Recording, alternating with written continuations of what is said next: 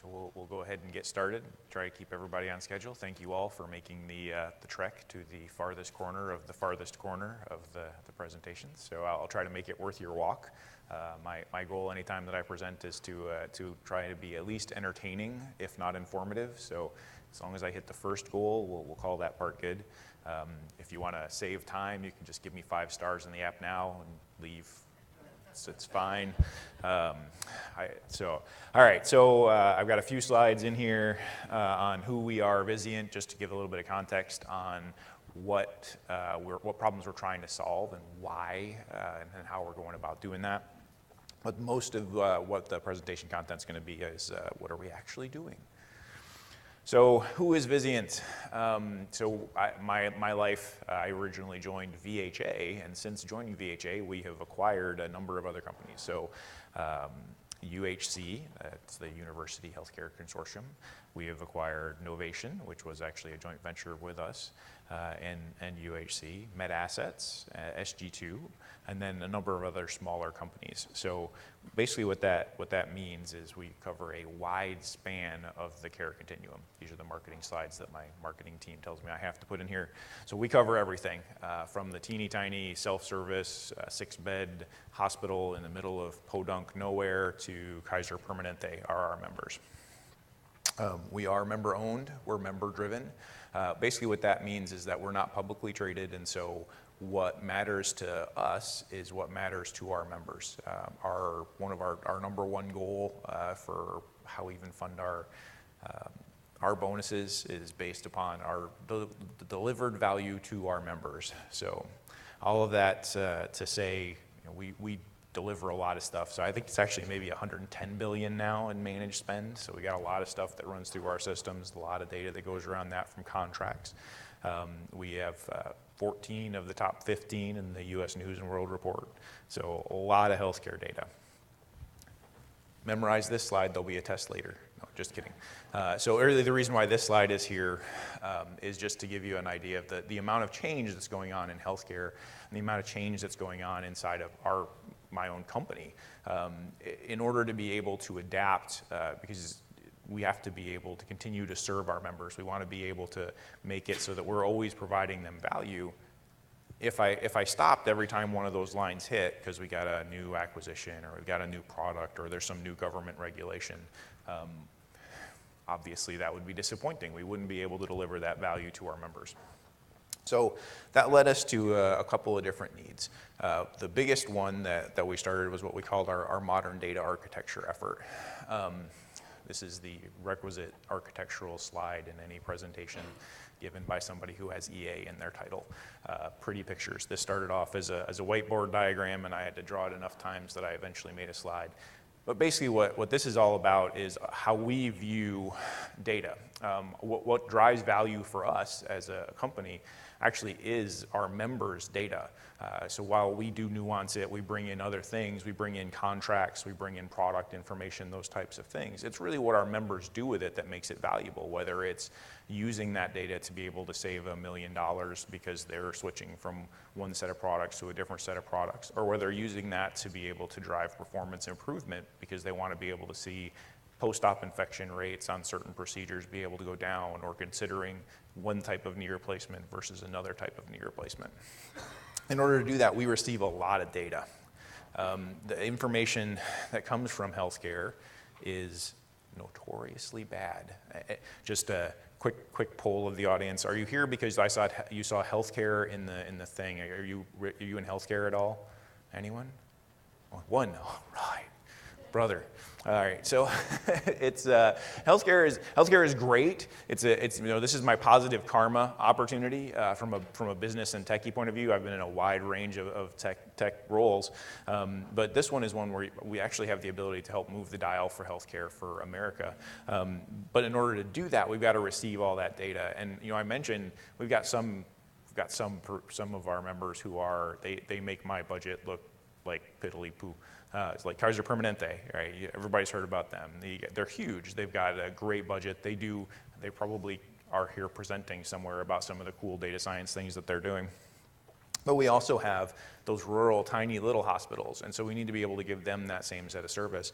they can't always give us all the same things. So while I could ask KP for a specific format for the data, I can't ask that same thing for someone who's got one IT guy. So we got to be able to adapt and be able to pull that data in. Then we want to be able to store it through and then be able to move it through our entire system. And then we have a variety of different ways to be able to represent that out. Part of the reason for that is all of those acquisitions that I mentioned before. I could rewrite every application that we just bought so that they all use the same data. Or I could find some other way to be able to solve that. So part of our modern data architecture is all about taking that data, making sure that we never ask our members for data more than once, and then be able to feed it in whatever format that downline system actually needs that information to be able to process it. The other side of that is the business intelligence spectrum of what we run. So when we talk about self-service, we define it as a continual view. So if you start off on the far left side, I have often remarked that I could take Excel out of my analysts' hands, and then they would kill me in the parking lot and put it back in their hands. Right? It wouldn't last, right? I mean, that people are very comfortable with it. It's a tool that works. You got some of the enhancements like Power BI, where some of those things will plug in on top of that. So you got to meet your users where they are. I've got advisors that run in the field at hospitals. They're getting Excel spreadsheets from those hospitals. They need to be able to match that up with mastered data so that they get the same answer as if they were going into one of our other tools, like one that's on that far right side, where we're talking about published information. So that's MicroStrategy. Although with the acquisitions, you name a tool, we probably have it in there somewhere. I picked one so it looks like we've got it all together. And then we've got Tableau there in the middle where maybe our advisors or our consultants are pulling different pieces together. Individually, they may be using desktop so they can put a nice face to the advisory services that we're providing, or they're sharing that within a work group where we're using Tableau Server to be able to show that out again and again the same way. So a couple of examples now that we're past the requisite high-flying diagrams. These slides will be shared whenever it is they magically share them. So you can read all the details if there's any of the items that are too small. So I give this particular example. It's not Hadoop. Sorry, I know I'm at a Hadoop conference, but this helps to drive home the point of virtualization and where it's really useful. And it's I think a really good example. So once we did all those acquisitions, we had multiple different financial reporting systems. But you know what? It doesn't matter from a business point of view. We still need to have one set of books. We need to know where we are. We need to be able to put those things out. We use debt to finance some of those purchases. Those guys aren't going to take you just got to wait for a while till we integrate everything. And so we were able to actually use some of our virtualization software. So we used Denodo as our virtualization software package as a platform to be able to bring in and connect to each of those sources where they were, form a unified model without physically moving any of that data, without rewriting any of the apps or doing that. We still had to do that, but this allowed us to be able to meet the timelines that we had to be able to hit the financial reporting pieces that we had to do. So data intake standardization. So I babbled about that a little bit when I was talking about the modern data architecture stuff, but what we're trying to do here is really, it's about metadata. It's about being able to pull in that information, use some cool data learning activities. So we've got some data scientists that are ridiculously bright, and so they're able to look at stuff like lab data. So if you've ever gone to the doctor, who hasn't gone to anybody here not gone to the doctor ever? Right? So they don't always have all their things together. You see these file folders, right? And so they're just really starting to move to electronic health records. You take that data, you take lab information. A lot of lab information has things like doctor's notes in it. It has, when they write doctor's notes, one, doctors generally write illegibly, but two, even if there's somebody who's there and they're typing it in, it goes into a free-form text field. But there's a lot of value in that data. The ability to map that through and then to be able to use it for analysis, to be able to say, hey, this set of specialty pharmacy drugs that are treating cancer in these patients who have these particular DNA sequences are more successful because we have these different practices in place. These are the other things that the doctors have covered with them. But in order to be able to do that, you got to be able to extract it. So we've got some different models that we run against Hadoop to be able to do recognition, figure out what that actual model of the data is as it's coming in. We also run it on good old boring stuff like name, sex, date of birth, all those other fun things too. But being able to figure that out that sounds really simple, but when you've got 600 different intakes coming in, and this group has male and female for their sex, this group has M and F, this one has 1 and 2, to be able to get that into a shared canonical model is actually pretty difficult. So we want to be able to adapt our intake to be able to do those things, then to be able to map it into that canonical model, and then to feed that information out, again, using the way that the downstream systems need to use it. So in this particular one, from a stack point of view, we're using Hadoop, we are using Denodo, we're using a variety of other different tools as well to be able to expose that data, sometimes in JSON, sometimes just as a well-delimited text file, so that we're spitting all that information out without having to rewrite every single app. So another example, consolidated view of sales data. So one of the things that we do, we analyze spend. So we're working with different hospitals on, you spend this much on syringes, and you could save this much money by switching from A to B. It's never as simple as just switching from A to B. You got to deal with things like usability, the efficacy of different products. Syringes sound pretty nondescript. Gloves sound nondescript. That's one of my favorite examples. So the tackiness of a particular blue glove, that is the ultimate definition of a physician preference item. I like these gloves because they feel better on my hand. How do you argue with that, right? I can save you $20 a box, but okay, they feel better. So you got to be able to line that data up. You got to be able to show even the tackiness. So we've got some different things where we've actually built some learning algorithms to be able to pull information out based upon the data that we receive around all these different products, which may include everything as far as even tackiness of a glove, include that in a generic description that we can then share out to members so that they know what it is that they're getting. They know more information about how those pieces are working.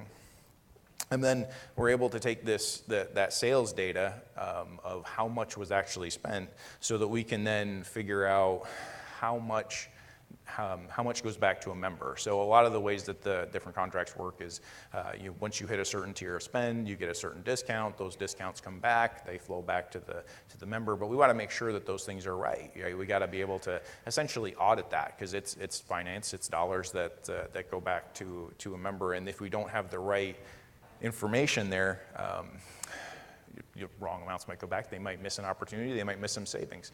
Further, one of the things that we had to solve here that was a tricky bit, and this is actually where we used virtualization to be able to power some of that self-service, is there's differences on what people can see down to a cell level. So it's not just you can see these rows, which some people can see these rows, some people can see these, and some people can see this set of cells, and some people can't. So columns and the whole bit.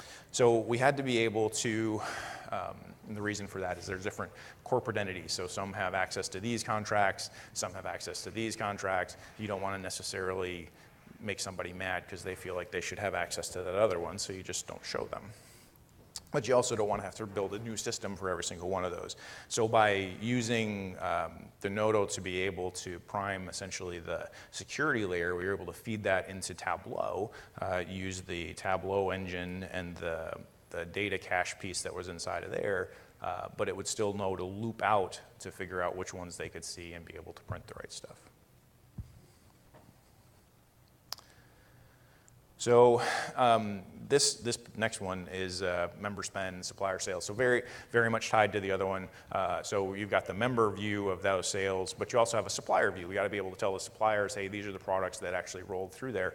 This one is really a good example of reuse. So once we had built that view and we built that security model, we were able to reuse all of those different pieces, again, with our suppliers as well. So it wasn't just something that we were able to do kind of the one time. It's something that once we got that model, we were able to repeat it over and over.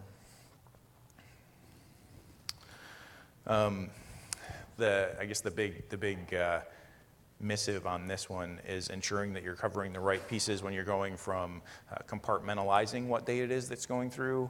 In our particular case, just making sure that we had the right processes around it to be able to use that information, not just in the one report, be able to use it in the other pieces. Because we had it separated out correctly, we were able to do that. So this one we actually ended up, we had Exadata as another one of our sources. We were able to abstract that out. If you worked with Exadata, Exadata is great for high process traffic, but taking Exadata data, taking data from SQL Server, taking data from Hadoop, and merging all those things together using data virtualization. We used Denodo in this case to be able to feed that across to Tableau, where none of the users of that care where it's coming from. Right? They don't have to know whether I'm logging into Exadata or SQL Server. They're able to just log into Tableau, do the reports that they need to do more discovery along those things, because what we were publishing was really more data into that than just a single cube. Couple more slides. There's this one just to give a couple more examples, and then the next one is learn from my mistakes, not your own. Data science comparatives. So we've got a couple different places where I mentioned my really smart data scientists who come up with ways to be able to normalize a lot of that healthcare data into something that's more easily digestible. And in order to do that, they use Hadoop, they use R, they use Python, a variety of other different tools. And they don't really think about how that data is going to get published, nor do I care that they have to. And so we're able to use things like data virtualization to be able to put wrappers around that so that they're still using all the tools that they're comfortable with, but it's published out like it's SQL. They're accessing it for our users. Those ones that I mentioned before that use Excel are able to connect in, get that same information that somebody who's actually going to the core source itself is able to do. One of the things that we've also found to be useful is, it's great once we start to get the mastering engines rolling, and we've got different versions of moving towards a single version of the truth. We're able to then put wrappers on it, like an API. So RESTful services using Denodo, we were able to attach to a variety of different backends, so SQL Server to Hadoop, and then be able to expose that so that the downline systems are consuming it in a way that they're ignorant of what that backside source is. The reason why we do that is the days of the single database to rule them all they're just not real. And so once you accept that, the ability to then say, okay, but here is the source that you can go to, so that when you're pulling product data or you're pulling opportunity assessment, so that's actually a good example. Like, we've got different groups within the company that focus on different aspects. So some are focused on acute or hospitals, the big box. Some are focused on non-acute. That's like a doctor's office, ambulatory care, something along those lines. The ability to provide an assessment is different for each of them. But it's important that if they ask, what's my opportunity against my spend? How much money could I save? That you give the same answer. All right? You don't want one group, because they're looking at it nuanced with the things that are relevant to a local doctor, to give a different answer than another group who's giving an answer that's relevant to a great big hospital. And so in order to do that, we were able to take and publish a authoritative source. We use services to be able to do that. We use APIs to be able to do it, without regard to what the downstream system was where we're generating that opportunity or that insight. The last one is just a fun one. We were able to support hack day test areas where we can take and scrub information if you're ever running hack days in your area. The fun for us is, in order to do something meaningful with some healthcare data, you have to have all of these different hoops that you're jumping through. Right? So if it's HIPAA data, if it's PHI, or you have PII, all of the different requirements on that. So you got to be able to scrub that information, because you want them to be able to play, you want them to be able to create really cool things, but you don't want to have to expose all of your security systems and end up with problems. That's how you end up in the news, and I don't like to be in the news. Certainly not for those types of things. So just a couple quick words on what we screwed up and what hopefully you can avoid as we went through this journey. So mastering data is hard. So publish trusted sources. So that's a little bit of what I was just mentioning. That whole one source to rule them all, the great ring, is just not something that happens anymore. Not that it ever really happened. That was sort of a shared delusion, I think, that we had in technology for a while. You follow my mantra. My mantra is, if it looks like it works, it works. So I tell that to my guys all the time. Some of them it annoys more than others.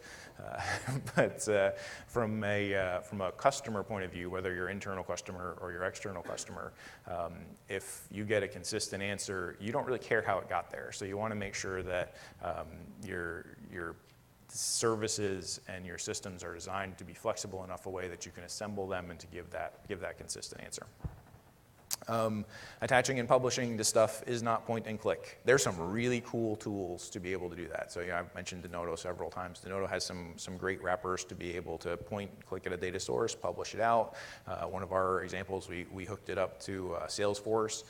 We were able to save having to buy additional Salesforce licenses, which is all great, until we figured out what we were doing is essentially grabbing all of that data and driving up our API calls and driving up our usage.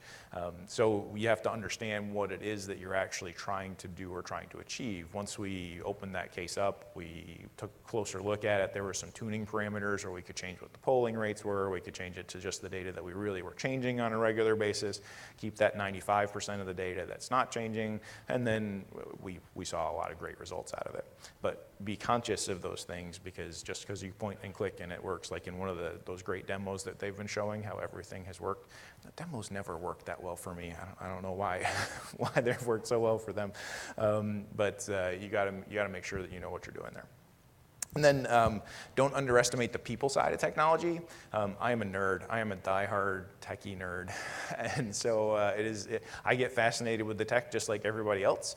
And you start to roll out some of these things, and you've been thinking about it for 6 months now, and now you've got some different pieces rolling out. And the first time that one of the data operations guys is seeing it is as you're starting to roll it out, they are at a very different place than you are. You have to make sure that you take the time to understand what journey they have to go through. It's not just the tech that's got to roll out. This is how it's going to affect your life. Here's the new way that you're going to work. For me, one of those examples is bringing all those different companies together. We've got multiple different types of data operations folks. Some of those data operations folks are used to having a one-on-one relationship with each of their members. They bring in that data. They do things to it themselves. I've got other ones that they follow a spec. If it comes in via the spec, that's great. If it comes out and it's not on the spec, they kick it back. We don't want that to be we don't want that to be the experience that our members have. We want them to have a good, consistent experience. So going through that with everyone to say, okay, what can we do? What's some of the best practices from this group? What's some of the best practices from this group, to be able to create that unified member experience is important. And then Hadoop is special. We are at a Hadoop conference, so, but it's not that special. So it's data, it has smarts, it enables and powers you to do a lot of other different things, but it's not magic. So don't treat it like it's a database just by itself, and also don't treat it like Hadoop is the only place where all data could reside. You got to have a flexible set inside of your architecture to be able to to feed the different needs that are out there. Don't make the differentiation your user's problem. Again, one of the things that I tell my team on a regular basis is make sure that we're focused on what the member's experience is, make sure that we're focused on what our internal customer's experience is, because it doesn't matter really what the back end, how much churn is going on. If it happens behind the scenes, then they'll be happy. And with that, I will turn it over for questions. Is there anybody got questions? We are also in the same journey you're using Denodo. Mm-hmm. A couple of questions. You mentioned data marts in your Denodo server. So is it mainly because of the performance? Most of the time, we create integrated reviews and then the users drive to Sure. it. So is the performance drive you to put it to data marts, and how often do you? Okay, so the question was, why would we use a data mart versus actually just use a set of views inside of Denodo? So for the answer is it varies as to the why. So in general, the reason why we use marts is we will create instantiated views optimized for the specific applications. In a lot of cases, those applications are already pre-existing, so they have an existing mart, and it's better off for us to just generate it, instantiate it, and feed it without them having to now worry about what the downstream ways of getting that data to it was. In other places, we actually stick with the virtual views. So it's performance, it's the application capability. So did you guys also cross-reference between a traditional SQL query versus a web API and then render the data? And we have, are you looking for performance comparisons on one? Yeah, so the question was SQL versus API versus virtualization and running performance comparisons. So the short version of my advice is always run them and check it. But our general sweeping observation is we've actually gotten better performance out of Denodo in some cases than we have out of raw SQL. Not it. Oh, they're starting another microphone in the back. Okay. So we've actually, I've been surprised with the performance that we've been able to get out of it. I've got some ETL diehards that think you should instantiate all data, and once they started to use the platform, they really took off with it, and they were believers, which helped to sell me. Other questions? Yeah. What does it take to support all the views that you create, and do you have any problem with, too many being created? Sure. Okay. So the question was, what does it take to support the views that you create, and then do we have any issues from a support point of view? So really, you got to treat it like any other SQL or data source. So actually, for us, we have it managed by our DBA team, who manages SQL Server, Oracle, and a variety of other things as well. We actually run it through our regular change management procedures. So when we have different views, we still keep track of what those are. Just like if you were going to change a table, you were going to change a schema, the same repercussions follow on those as well. There are some tools that help you with that. There's some tools, one of the nice things actually in Denodo is the ability to get a report that says, here's the stuff that you just broke. So you can see that and trace it back. But really, this is another one of those places where change discipline, your ITIL change management discipline is still what you're going to want to follow. So we haven't had issues with it, but that's not to say that you wouldn't if you just pushed out views. We've had multiple environments. We make sure we go through that change process. We did learn a little bit of that the hard way as we started. Other questions? Did you try any, or did you have any previous attempts to try virtualization using other methods, other tools? So we actually weren't even initially looking to solve the problem via virtualization, but we did when we made the selection. And we've been using Denodo for 2.5, 3 years, something like that now. So we ran through, I don't want to list out the different product or vendors, but we did run through a number of different ones. We did proof of concepts with them. Grab me afterwards. I'll tell you who specifically they were and why one versus. But we went with Denodo because we were happy that it was more than just data virtualization. Because we weren't just trying to solve a virtualization problem. We use it for a lot of kind of data pipeline infrastructure, the ability to expose services. It was more next-gen kind of capabilities, cloud-type capabilities. Any other questions? All right. Looks like, oh yeah, go ahead. So is Hadoop is one of your sources now? Yep.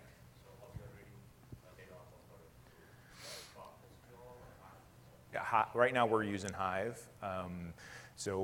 And I guess the longer version is we have multiple different distributions from the multiple companies, and different ones use different methods. So I'll go with Hive as the short answer. There's a much more convoluted answer behind that.